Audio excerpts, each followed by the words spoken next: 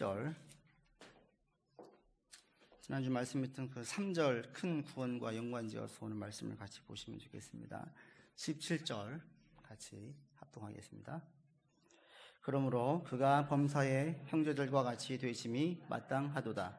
이는 하나님이 이래 자비하고 신실한 대제사장이 되어 백성의 죄를 속량하려 하심이라.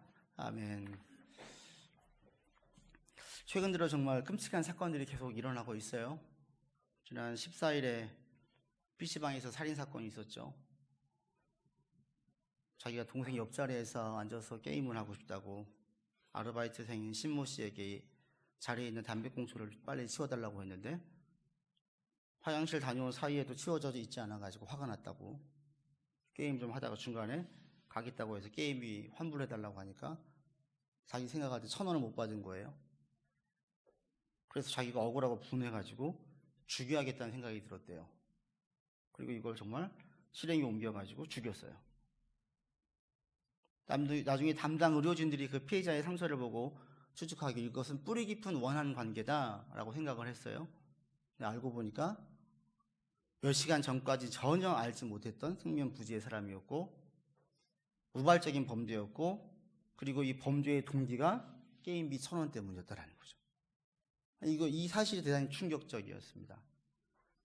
우발적인 범죄였는데 그 동기가 너무나 미약하고 이해할 수 없는 거죠. 제가 설교의 서론에 이 부분을 치고 있는데 그게 26일이었는데 25일날 또 사건이 또 터졌어요. 부산에서 일가족 4명을 살해했어요.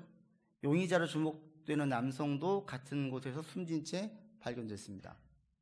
알고 보니까 이 남성은 한때 동거했던 여자와 헤어지고 거기에 대한 보복으로 미리 계획을 세웠고 그 가족, 이 동거녀하고 또 그분들의 부모하고 또 자기한테 할머니까지 죽였는데, 이 살인의 끔찍한 것은 한 번에 4명을 다 죽인 것이 아니라 순차적으로 한 명씩 집에 들어온 사람들을 죽였다는 거예요. 그러니까 인터벌이 있었어요. 죽인 사람을 제가 생각을 해보면 너무 끔찍한 거예요. 죽인 사람이 옆에 있어요. 얼마 뒤에 또 들어오니까 또 죽여요. 또 죽여요. 이거 4번을 한 거예요. 얼마나 악한 마음을 가지고 있으면. 그리고 결국에는 자기도 죽었어요. 이건 계획적인 범죄였어요. 근데 이런 일들이 지금 최근 한 4건 연달아 일어나고 있으니까 이건 대단히 심각한 문제입니다. 여러분, 이 사건들을 볼 때 너무나 저 사람들 너무나 악한 사람들이야, 어쩌면 저럴 수가 있어 라고 찌릿하고 끝나면 될 문제가 아니에요. 왜냐하면 그들은 다른 나라에 살다 온 사람들이 아니라 우리와 똑같은 상황과 사회적인 환경 가운데 살고 있는 우리 주변에 있는 사람들이에요. 지금도 PC방에 가보면 20대 30대들이 앉아 있어요. 직장을 정하지 못하고 여러 가지 시험에 떨어져가지고 낙심한 가운데 PC방에서 시간을 보내는 사람들이 있어요. 그들 중에는 우울증 약을 먹는 사람도 있어요. 동거는 요즘 너무나 흔하고 만나고 헤어지는 것들이 너무 흔하게 되었어요. 이들이 살인사건을 벌이지 않았다면 우리 주변에 있을 때에 전혀 이 사람들이 흉악범으로 여길 사람들은 아무도 없습니다. 조금 한심하게 보일 수는 있을지 모르겠지만 그들로 하여금 저렇게 흉악범이라고 보면 안 된다는 거예요. 그러니까 그들은 우리와 아주 동떨어지는 사람들이 아니라 바로 우리 옆에 있는 우리 이웃들일 수 있어요. 또 한 가지 여러분 놓치면 안 되는 건, 우리도 그들만큼 살인까지는 가지 않겠지만 우리도 얼마든지 악해질 수 있다는 거, 악해질 수 있다. 여러분이 생각하는 것보다 훨씬 더 심한 죄를 저지를 수 있는 존재가 저와 여러분들이에요. 상황이 악한 감정, 상황이 극단적인 상황으로 몰아지고 힘든 일들이 계속 벌어지면 우리 마음이 상하고 우리 감정이 무뎌지고 우리가 매우 무서운 사람이 될 수 있어요. 인정하세요?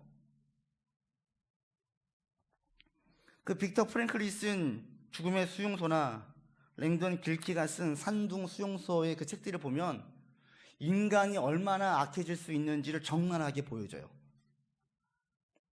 2차 세계대전 당시에 독일인에게 끔찍하게 고통을 겪었던 빅터 프랭클이 쓴 그 수용소에서 쓴 책들을 보면 죽음의 수용소나 일본인이 중국 산둥에다가 만든 수용소에서 외국인으로서 고통을 겪었던 랭던 길키가 쓴 그 산둥 수용소 이런 책을 보면 인간이 극한에 몰리고 끔찍한 상황이 노출되어질 때에 얼마나 악해질 수 있는지, 죄에 얼마나 둔감해질 수 있는지, 사람의 죽음이 얼마나 무덤덤할 수 있는지가 다 드러나요. 이분들이 그런 경험을 하고 훗날 정상적인 일상의 삶에 돌아왔을 때 그런 자신의 과거를 돌아볼 때에 그런 자기를 재해석하는 거예요. 내가 그랬었나? 책을 읽으면서 지금도 기억나는 한 장면이 그 부분인데, 같이 식사를 하다가 한 사람이 아파서 죽었어요. 자기 동료가 죽었어요. 죽은 사람은 내가 아는데 옆에 있는 사람이 그 사람의 신발을 벗겨요. 날이 추우니까 자기보다 그 신발이 더 좋으니까 신발을 빼서 신는 거예요. 그걸 바라보는 모든 막상 안에 있는 동료들이 그냥 무덤덤한 표정으로 다 바라보아요. 아무도 거기서 그 죽은 사람에 대한 애도하는 사람이 없고 슬퍼하는 사람이 없고 네가 어떻게 고인의 그 신발을 빼앗아 너가 신을 수가 있니? 라고 묻는 사람이 없어요. 다 덤덤하게 받아들여요. 이게 인간의 악함이에요. 우리는 상황이 좋으니까 문제가 없는 것 같지만 극단적인 상황이 시작이 되어지면 우리가 어디까지 악해질지 여러분들은 몰라요. 저도 몰라요. 가만히 보세요. 우리는 지금 정쟁이 있지도 않아요. 공산권에 있지도 않아요. 비교적인 안정적인 사회 속에 살고 있어요. 그럼에도 불구하고 우리는 매일매일 반응이 달라요. 같은 일에 대해서 어떨 때는 대단히 너그러워요. 따뜻한 인간의 일을 보여요. 매우 관용적이에요. 그런데 어떨 때는 정말 성 마른 사람처럼 버럭 화를 내고 절제하지 못하고 너무나 매정할 정도로 대할 때도 있어요. 이게 우리들이에요. 상황에 따라서 우리가 얼마든지 악해질 수 있다. 앞서 말씀드린 흉악범을 절대 옹호하고 싶은 마음은 없어요. 그러나 이들이 그 옹호와 악한 을 보였던 그것은 얼마든지 우리도 거기까지는 가지 않겠지만 내가 생각한 그 이상으로 우리도 얼마든지 악해질 수 있다는 겁니다. 동의하세요? 성경에서 그렇게 이야기합니다. 그리고 이게 왜 그러냐? 한마디로 말하면 인간의 죄 때문이라는 죄. 모든 악의 시작, 모든 질병, 모든 문제들을 일으키는 이 악. 만약에 우리 가운데 이 죄가 없다면 극한 상황이나 극단적인 상황에 몰려도 우리는 죽는 사람에 대해서 애도할 거예요. 우리는 일단 나만 살겠다는 독한 마음을 먹지 않을 거예요. 악감적으로 누군가를 죽여야 되겠다는 그 증오심으로 불타와 있지는 않을 겁니다. 이 죄가 없다면. 저는 강아지를 참 좋아해요. 고양이보다 강아지를 더 좋아해요. 가장 큰 이유는 고양이는 뒤끝이 있어요. 혼내면 고양이는 그걸 알고 심지어는 보복을 해요. 제가 아는 분은 고양이를 혼냈더니 다음날 베개밭에다가 죽은 쥐를 갖다 놓더래요. 제가 깜짝 놀랐어요. 걔는 혼을 내도 그 다음날 되면 와서 꼬리를 쳐요. 속도 없죠. 너무 좋아요. 개 가운데는 그런 증오심이나 이런 악감정이 사람보다 나아요. 없어요. 그래서 많은 사람들이 개를 좋아해요. 만약에 누군가 그런 목사님, 개가 사람이 개보다 못합니까? 물론 그건 아니죠. 그러나 반문하고 싶어요. 그러면 사람이 동물보다 더 선합니까? 여러분, 사람이 동물보다 더 선해요? 전 더 악하다고 생각이 들어요. 왜냐하면 동물들은 장난으로 다른 동물을 죽이지 않아요. 재미로 죽이지 않아요. 자기의 힘을 과시하려고 죽이지 않아요. 사람은 재미로 죽여요. 자기 힘을 과시하려고 죽어요. 내 자존심을 상하게 했다고 끝까지 몰아붙여가지고 죽게 만들어요. 얼마나 무서워요? 지금 내가 먹을 게 너무나 많아가지고 비만으로 죽어가고 있는데 한쪽에서 기아로 죽어가고 있는 저 사람들에게는 내가 있는 이 풍족한 것을 절대 안 줘요. 비만으로 죽을지언정 기아로 죽어가게 내버려둬. 이게 지금 우리가 살고 있는 지구촌이에요. 그렇지 않습니까? 인간이 얼마나 악해요? 이 인간의 본성은 결코 선하지 않습니다. 중국 맹자가 주장한 대로 타고난 본성이 인간은 선하지 않아요. 오히려 순자가 이야기한 것처럼 인간의 본성은 악해요.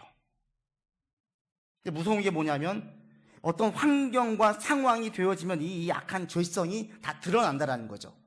앞서 말씀드린 우발적인 사고든 계획적인 사고든 살인이든 어떤 상황이 되어지면 우리 안에 이 죄성이 무섭게 드러나요. 저는 얼마 전에 그 유튜브를 본 적이 있는데 사자를 애완동물로 키웠던 분이 한때 키워서 유명해진 분이 나중에 인터뷰 때 그런 얘기를 해요. 돌이켜보니까 자신이 얼마나 무모하고 위험한 행동을 했는지 알게 됐다. 그때 왜 그렇게 무모했는지 나중에 지나니까 고백을 하더라는 거예요. 정말 그렇죠. 그렇게 키우기 좋은 개도 때로는 자기보다 서열이 낮다라고 여기는 아이를 물어 죽이잖아요. 개도. 본래 야생성이 강한 이 사자는 아무리 잘 키워도 어떤 그 흥분이라든지 이런 분이 오면 얼마든지 주인을 물어 죽이죠. 왜? 사자에게는 길들일 수 없는 그 야생성이 있어요. 우리 인간에게도 통제할 수 없는 이 죄성이 있어요. 이것이 그래서 어떤 상황이 되어지면 드러난다는 거예요. 그러니까 여러분, 이런 우리 상식을 너무 뛰어넘는 범죄들을 볼 때에 어떻게 저럴 수가 있어 손가락질 하지 마시고 대체 한국 사회의 어떤 구조가 어떤 일들이 저렇게 괴물과 같은 모습을 보이게 만들었을까? 이걸 먼저 여러분 진단하셔야 돼요. 지금 한국 사회의 구조가 이렇게 감정을 절제할 수 없는 상황으로 막 치닫고 있다는 거예요. 우울증 환자들, 조울증 환자들, 조현병이 걸리는 환자들이 막 많아지고 있다는 거예요. 외적으로는 풍요로운데 대체 무엇이 이렇게 만들고 있는지 여러분 이것을 먼저 우리는 생각을 해봐야 돼요. 그리고 믿는 사람으로서 이 부분에 대해서 책임감을 가지고 우리는 기도해야 돼요. 한국 사회가 구조적으로 이 죄성을 더 드러내는 구조로 가지 않을 수 있도록.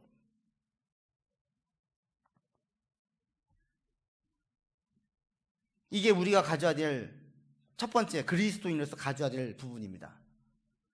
모든 인간에게는 이 죄성이 다 있어서 어떤 상황이 막 우리 극단적으로 몰아가면 사람이 어디까지 악해질지 몰라요. 이것들을 잘 모르는 사람들은 순진하게 생각하죠. 그러나 이것들을 알고 있는 사람들은 이런 인간의 죄의 문제를 인정을 해요.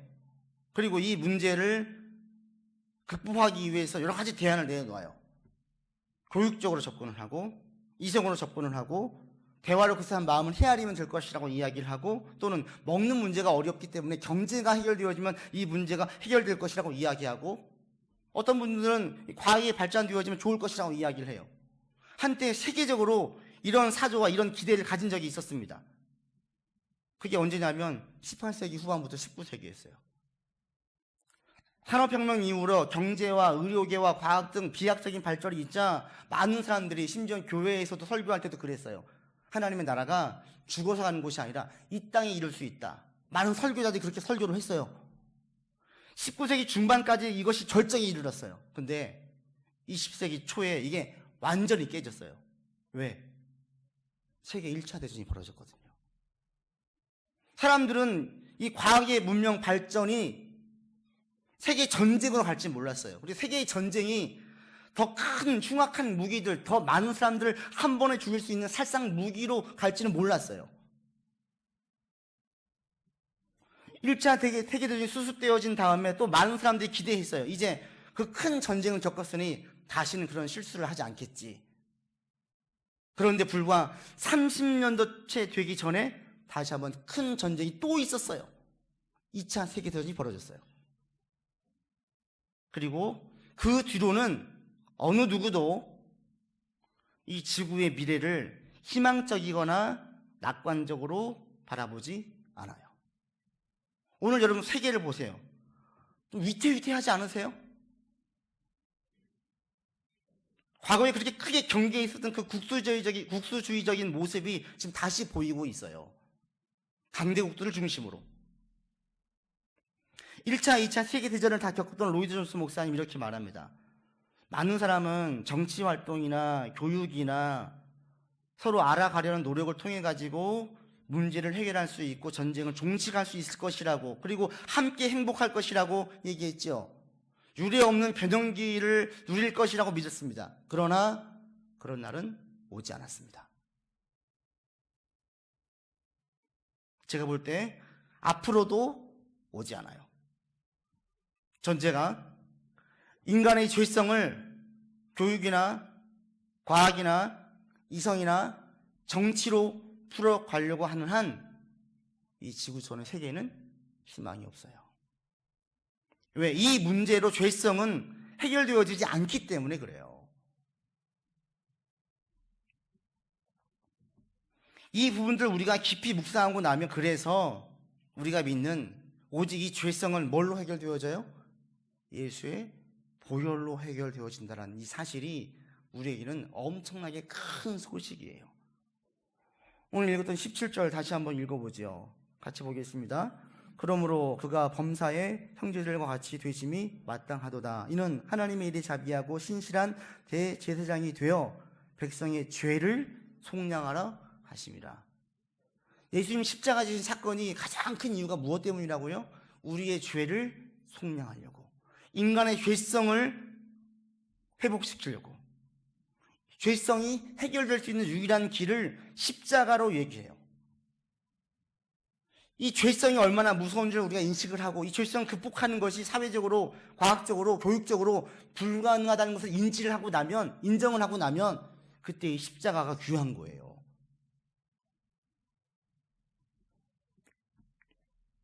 우리가 십자가를 나누기 전에 먼저 죄가 무엇인지를 다시 한번 여러분 생각해 보십시오. 죄가 뭡니까?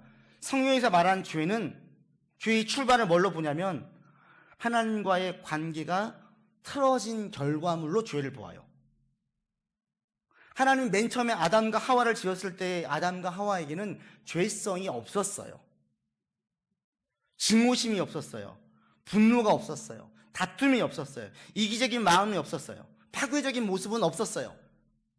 처음에 인간은 없었어요. 이게 하나님의 선한 마음에 인간의 본성이 있었어요. 그런데 하나님과의 관계가 틀어지자 그때 나타난 현상들이, 결과들이 우리가 볼 땐 죄로 얘기를 해요.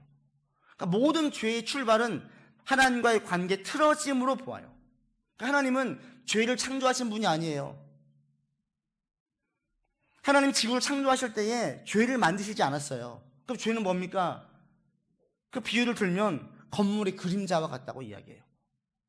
건축가가 큰 건물을 지을 때 건축가는 절대 그림자를 염두에 두고 건축을 하지 않아요. 그런데 건물을 짓고 나면 빛이 비치는 반대쪽에는 반드시 그 물체와 똑같은 형상인 그림자가 생겨져요. 건물을 볼 때 그림자는 허상이에요. 그런데 실제 하지요. 건물의 그림자에 가면은 추워요. 선을 해요. 일시적으로 그림자가 있어요. 그런데 없어요. 건축가는 그림자를 창조하고 짓지 않았어요. 하나님은 죄를 창조하신 분이 아니라 관계가 틀어져서 나오는 수많은 문제들이 바로 죄예요, 죄. 그래서 건물이 높으면 높을수록 그림자가 짙게 들이우듯이 하나님과의 관계가 멀어지면 멀어질수록 죄의 모습도 더 짙게 드러납니다. 그래서 하나님이 없는 사람들 보면 동물의 세계와 똑같아요.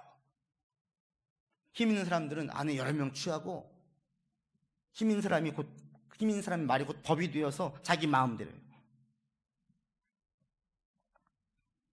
사람의 불순종이 나온 그 결과물들이 죄예요. 그래서 이 죄성은 어떻게 해결되어지냐면 하나님과 그 관계가 회복되어질 때에 죄성이 사라져요. 그리고 이 죄성은 새로운 본성으로 덧입혀져야만 돼요. 그래서 예수 그리스도 안에서 예수님 믿을 때에 우리 가운데 죄된 본성이 해결되어지고 새로운 본성으로 덧입혀진다라고 우리는 고백하죠. 때문에 인간이 겪는 모든 시련들, 모든 고통들의 1차적인 원인은 사람에게 있어요. 그 당시 1차, 2차 세계대전을 있고 난 다음에 많은 그리스도인들이 회의에 빠졌습니다. 하나님께 의문을 던졌던 게 이거예요. 하나님, 어떻게 이런 큰 전쟁을 이 지구촌에 그것도 2번씩이나 주실 수 있습니까? 많은 분들이 물었어요. 그런데 하나님이 세계 대전을 일으키신 것이 아니에요. 하나님과 관계가 멀어진 사람들, 관계가 멀어진 리더들이 자기 이기적인 마음과 생각에 오직 자국의 이익을 최우선에 둔 결정들이 전쟁의 판을 키웠어요. 많은 상당수의 죄들은 인간의 죄로 인해서 생겨진 결과물들이에요. 때로는 나의 죄로 어려움을 겪기도 하고 또는 다른 사람의 죄로 어려움을 겪기도 하죠. 하나님께서 우리 가운데에 시련을 주실 때가 있어요. 그러나 이런 시련은 매우 드물어요. 마치 아브라함에게 너 아들 이삭을 바쳐라. 아브라함에게는 이게 큰 시련이죠. 자기 최고의 소망과 기쁨이 아들인데 아들을 죽이라니. 이런 하나님의 시험은 매우 이례적으로 흔하지 않아요. 대부분의 삶에 겪는 모든 시련들은 인간의 죄의 결과예요. 죄성에서 나오는 모습들이에요. 그러니까 이 죄성이 강한 인간들은 힘이 더 세면 셀수록 더 많은 죄들과 주변에 더 많은 사람들에게 고통을 주지요. 그러니까 이것은 이성이나 과학이나 어떤 이런 것들로 해결되어지지 않아요. 관계 틀어짐에서 온 것이기 때문에. 그래서 이것의 회복은 뭐예요? 하나님과의 관계 회복에 있어요. 그래서 우리가 예수를 그리스도로 고백할 때에 우리 안에 하나님과의 관계가 회복되어지면서 새로운 본성으로 덧입혀진다라고 말합니다. 창조 때의 새로운 본성. 죄를 짓기 이전에 죄성이 아닌 하나님께 제일 처음 인간을 창조하셨던 그때의 그 본성으로 덧입혀진다라고 말해요. 오직 십자가만이 우리 가운데 새로운 본성으로 덧입혀질 수 있게 만듭니다. 그래서 우린 십자가가 귀한 거예요. 왜 십자가만 됩니까? 로이드 존스 목사님 말을 그대로 빌면 이렇습니다. 우리를 위해서 고난당하시는 이 방법만이 하나님께 합당하기 때문에 그렇습니다. 하나님 속성상 공평하신 분이에요. 의로우신 분이에요. 거룩하신 분이에요. 그러니까 이것이 인간의 죄를 그대로 수용할 수 없어요. 이 죄의 문제를 해결해야 돼요. 죄를 사해야 되는데 하나님의 방법으로는 다른 동문의 피를 통해서 죄를 사한 것처럼 우리 인간의 죄를 사하려면 누군가 흠이 없는 누군가가 죽어야 돼요. 그래서 하나님 자기 아들 친아들 예수를 보낸 거예요. 예수를 죽게 하셨어요. 우리의 죄를 속량하신 거예요. 그리고 이 예수님은 온전히 말씀을 다 지키셔서 율법을 온전히 지키신 죄가 없는 분입니다. 그리고 우리 가운데 죄를 양산하는 자꾸 부추기고 그리고 우리 가운데 죄를 자꾸 조장하는 존재가 있는데 그게 사탄이에요. 이 사탄을 굴보고 지켜야 돼요. 예수님의 부활로 사탄을 정복했어요. 그리고 우리 가운데 말씀하시길 너희가 몇 날이 못 되어 성령을 선물로 받을 것이니 뭐예요? 기도하라 그랬어요. 기도하자 하나님의 영인 성령이 우리 가운데 임하게 되어지면서 새로운 본성으로 덧입혀졌어요. 그때부터 예수 안에 덧입혀진 이 사람들은 적개심이나 증오나 복수를 품지 않았어요. 밀어날 정도로 많은 순교자들이 나왔어요. 그들은 죽을 때에 나를 죽인 사람들 증오하지 않았어요. 분노하지 않았어요. 적개심을 품지 않았어요. 이게 인간의 죄성의 본성으로는 불가능해요. 바로 새로운 본성으로 덧입혀졌기 때문에 그렇습니다. 그래서 우리에게는 이 십자가가 가장 귀한 거예요. 여러분이 예수를 구주로 고백하면 그때부터 믿고 따르는 그 순간 우리 안에 새로운 본성이 이식되어집니다. 그리고 이 새로운 본성이 우리를 주장하기 시작합니다. 그래서 우리는 성선설이 아닌 성악설이지만 인간에게 소망이 없다거나 지구에 소망이 없다고 보지 않습니다. 왜? 5%도 되지 않은 그 바다의 그 염도가 바닷물을 썩게 하지 않아요. 보존하듯이 하나님 세상의 모든 사람들이 전부 다 죄가 없는 삶을 원하지 않으시고 그리스도인들에게 새로운 본성을 덧입혀서 그리스도인들이 신실하게 살기를 원해요. 이 그리스도인들이 있기 때문에 소망이 있는 거예요. 그래서 우리에게는 예수 안에 소망이 있어요. 예수 안에. 예수 밖에는 소망이 없어요. 새로운 본성으로 덧입혀진 자들만이 소망이 있어요. 그래서 우리는 세상을 바라볼 때 절대 회의적이거나 염세적이지 않아요. 대단히 낙관적으로 기대하면서 바라보아요. 왜? 새로운 본성으로 덧입혀진 그리스도인들을 통하여서 세상이 변할 것이기 때문에, 하나님의 나라가 임할 것이기 때문에. 그래서 영적인 세계에서 보면 사탄이 제일 싫어하고 제일 경계하고 제일 무너뜨리려고 하는 사람들이 누구냐면 세상에 유능한 사람들이 아니라 그리스도인들이에요. 그리스도인들. 특히 신실한 그리스도인들, 새로운 본성이 나를 주장하기를 간절히 열망하고 바라는 그리스도인들. 어떻게든지 사탄은 이런 사람들을 실족시키고 넘어뜨리려고 해요.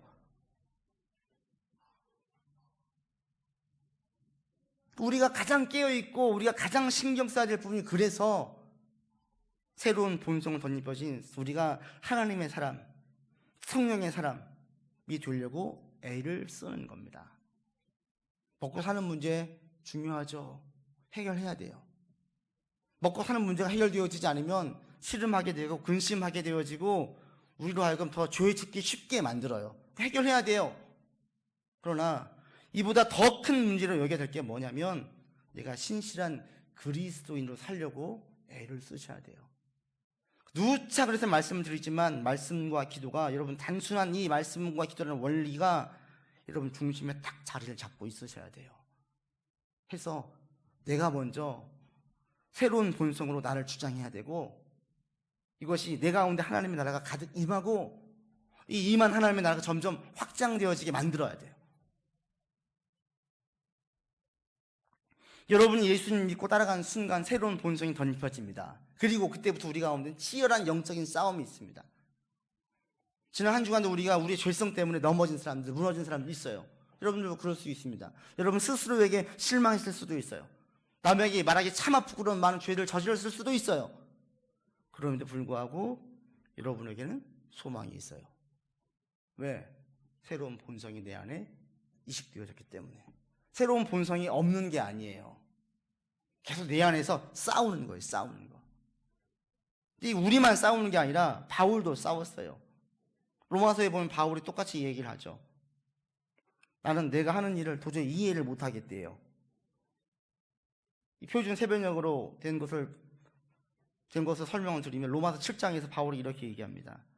나는 내가 하는 일을 이해를 못하겠습니다. 내가 하고 싶어하는 일을 하지 않고 미워하는 일을 행하고 있기 때문입니다. 내가 그런 일을 하면서도 그 일을 원하지 않는 것은 자기의 죄성 때문이라는 거죠. 나의 죄악된 본성 안에서 선한 것이라고는 하나도 존재하지 않는다는 사실을 나는 압니다. 선을 행하려고 하는 바람은 내게 있지만 선을 행할 수는 없습니다. 그러니까 나는 선을 행하고 싶은데 내 가운데 죄가 나오는 거예요. 이런 실상을 쭉 풀어내면서 오라 난 참 비참한 사람이군요. 이게 바로 8장에 그리스도의 십자가를 증거하기 전까지 바울의 자기 실제 모습이라고 고백을 해요. 이게 무슨 얘기냐면 이렇게 비유를 들 수 있어요. 담배를 수십 년을 피웠던 사람이 담배를 끊고 싶었어요. 자기 아버지도 담배를 피우다가 폐암으로 급작스럽게 돌아가셨기 때문에 담배를 끊고 싶었어요. 몸에 해로운 줄 알아요. 그리고 새로 태어난 손녀를 마음껏 안고 싶어서 담배를 끊으려고 해요. 결단을 했어요. 그런데 내 몸에서 담배를 원해요. 내 안에 두 가지 내가 있잖아요. 나는 담배를 안 피우고 싶어요. 이게 얼마나 안 좋은지도 알아요. 내 중심에서는 담배를 끊으려고 해요. 그런데 어느 순간 내 몸에 또 다른 나가 담배를 원한다는 거예요. 이 비유를 바로 인간의 죄성과 새로운 본성으로 비유를 줄 수 있습니다. 예수를 믿으면 우리 가운데 새로운 본성이 덧입혀져요. 어느 길이 좋은 길인지 우리가 다 알게 됐어요. 그 길을 따르고 싶어요. 그런데 우리 안에 있는 계속 수십 년간 내재되어 왔던 이 본성, 죄성이 어느 순간 툭 튀어나와요. 그리고 내가 원치 않는 것들을 막 행해요. 혈기를 부르고 모든 짓을 하고 참지 못하는 거죠. 그러면서 자기를 평가하는 거죠. 나는 새로운 피조물 되었는데, 나는 새로운 존재인데 내가 왜 이 일을 하지? 바로 자기 죄된 본성과 싸운다라는 거예요. 그래서 우리는 늘 이 싸움이 있어요. 여러분이 육신을 벗을 때까지 이 싸움은 계속 되어져요. 새로운 본성이 우리 가운데 이식되어졌지만 옛 죄성이 우리 안에 혼재되어져 있어요. 같이 있어요. 동거예요. 누가 나를 주장하느냐? 누가 나를 주장하느냐?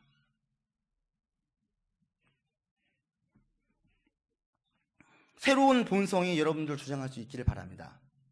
아멘. 새로운 본성이 나를 주장할 수 있는 제일 가장 좋은 방법이 그래서 말씀과 기도예요. 말씀과 기도가 없는 하나님으로부터 멀어진 사람들에게는 믿지 않는 사람들과 똑같은 모습이 그대로 나와요. 인간적인 윤리와 인간적인 극기와 수련으로는 이게 안 돼요.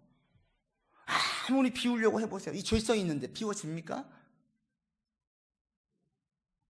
무엇인가를 소유하면 유지하고 싶고 더 집착하게 되어오죠. 이게 인간인데요.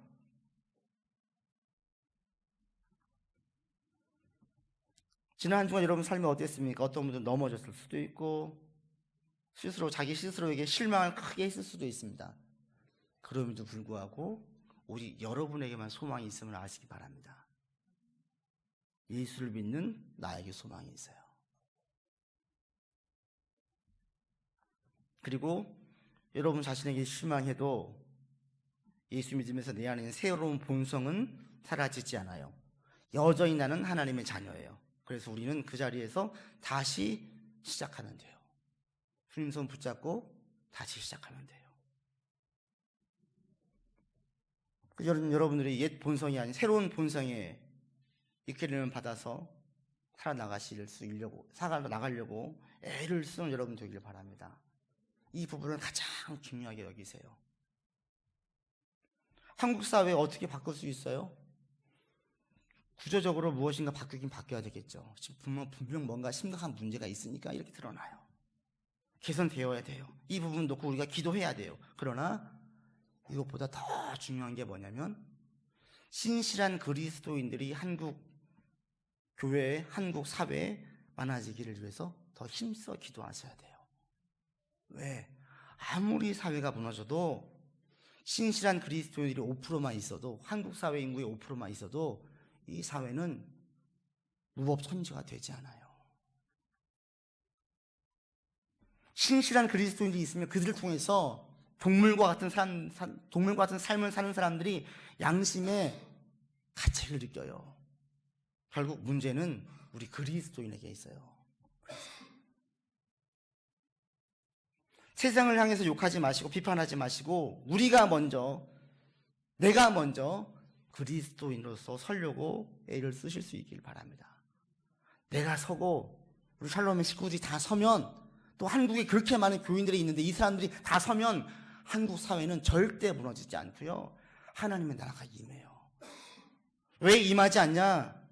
교회를 다니고 있는 사람들이 세상 사람과 똑같이 살고 그 죄성이 그들을 계속 주장하는 삶을 살고 있기 때문에 그러는 거예요. 그래서 우리 그리스도인들에게 가장 중요한 문제는 신실한 그리스도인으로 서는 것입니다.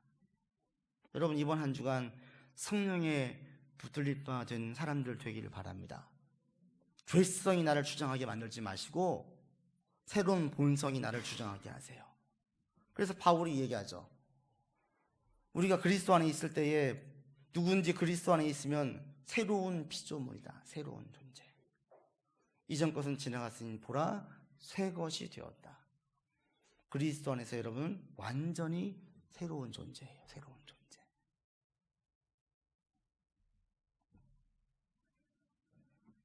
하나님, 내가 먼저 그리스도인으로 서겠습니다 라고 고백합시다. 결국 이 나라에서 벌어지고 있는 많은 죄들의 근본적인 해결책은 오직 그리스도인들에게 있습니다.